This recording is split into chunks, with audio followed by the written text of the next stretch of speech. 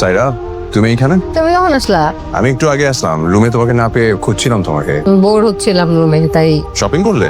না, সামির নিয়ে আসে গিফট আমার জন্য। কে দিয়েছে তোমাকে গিফট? সামির। সামির? সামির গিফট করেছে? সুন্দর না? চুরি। তোমার ভাইটা যাই হোক কিউট আছে, বুঝছো?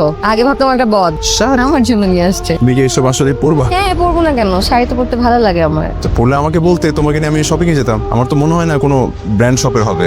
ফাহাদ, বিয়ের পরে একটা সুতাও দাও নাই তুমি আমাকে। সেটা তো ওর প্রথম ইনকাম দিয়ে সবার জন্য গিফট নিয়ে আসছে, সাথে আমার জন্য নিয়ে আসছে। এটা তোমার ভ্যালু করা উচিত। বাই দ্য ওয়ে, তোমার জন্য গিফট আছে। ভালো। সামির, থ্যাঙ্কস। কেন? শার্টটা আমার খুবই পছন্দ হয়েছে, খুব সুন্দর শার্টটা। তোর মনে আছে ছোটবেলায় তুই আমার শার্ট চুরি করে পড়তি, আমি তোরে বকা দিতাম? হ্যাঁ, শার্টটা আসলে পছন্দ হয়েছে তোমার? হ্যাঁ, খুবই পছন্দ হয়েছে।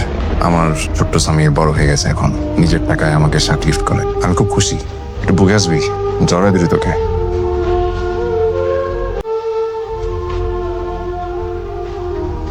সামির, ফাহাদ, আজকে না আমি অনেক খুশি। কেন খুশি জানোস? ওই যে একটা কথা আছে না, ভাই বড় ধন রক্তের বাঁধন।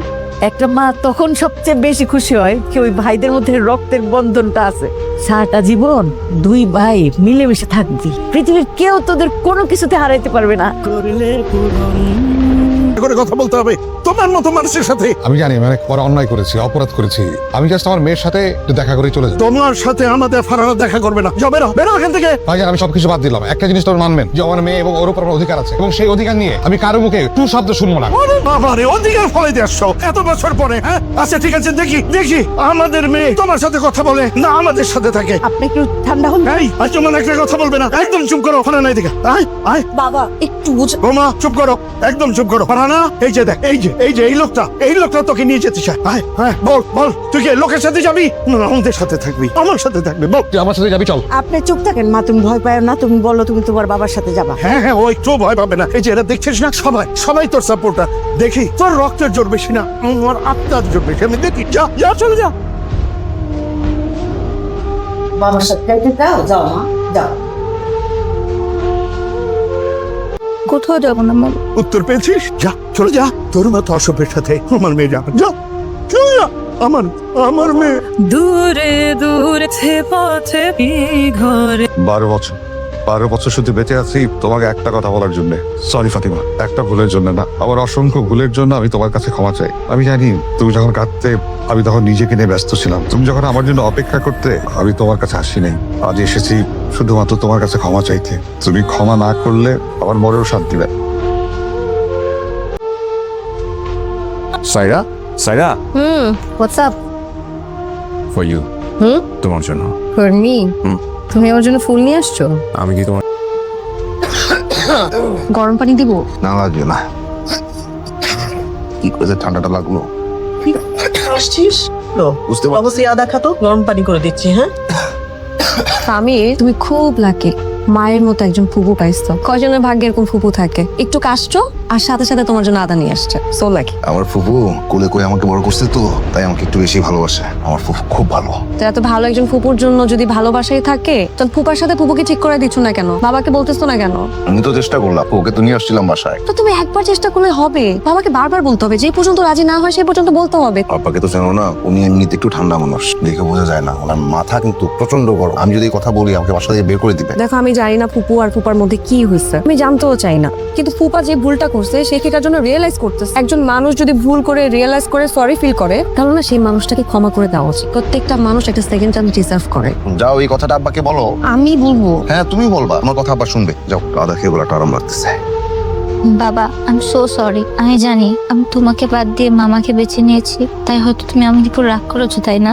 কিন্তু বাবা, সত্যিটা আসলে আমি জানি না।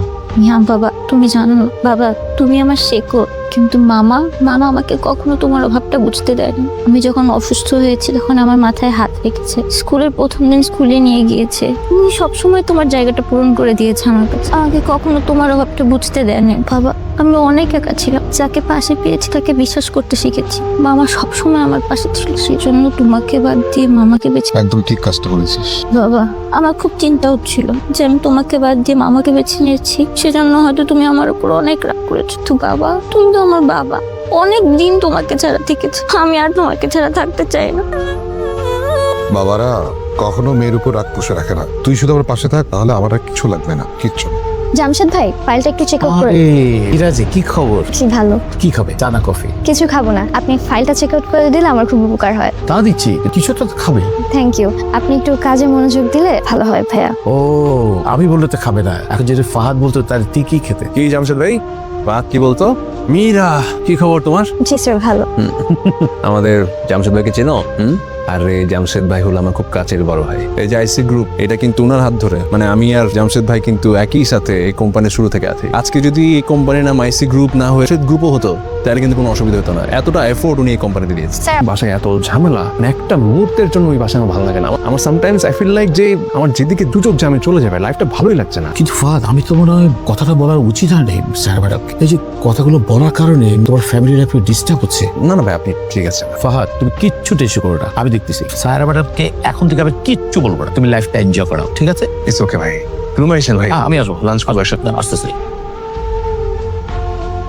ফুফা, আব্বার উপর আপনি কষ্ট রাখেন না। আব্বা তো একটু নিজের মন মতো চলে, কারো কথা খুব একটা আমলে নেয় না। আপনি একটু ট্রাই করেন আব্বাকে ম্যানেজ করে ফেলে। আরে দূর হ। আমি তোমার আব্বার উপর কোনো রাগ করিনি, উনি তো ঠিক কাজ করেছেন। ওনার জায়গায় আমি হলে আমি একই কাজই করতাম, তবে আমি ওনার সামনে আরেকবার যাও। আরে আমি ওনার চেয়ে আরো কঠিন কঠিন মাল হ্যান্ডেল করেছি। সাবাস, আপনার এই রূপটাই দেখতে যাচ্ছিলাম। আরেকটা কথা ফুফা, আমার নিজের ফুফু বলে বলছি না, আমার ফুফুর মতো মানুষ এই দুনিয়াতে আরেকটা নাই। আপনারা এক হয়ে যান। অতীতে কি হয়েছে না হয়েছে তো হইলেই তো অনেক, তাই না? বাদ দেন, এবার আপনারা সব ঠিকঠাক করে নেন। তুমি অনেক বড় হয়ে গেছো, তোমার চিন্তা ভাবনা অনেক পরিষ্কার। Samir, I am so proud of you. আরে ফুফা, আমি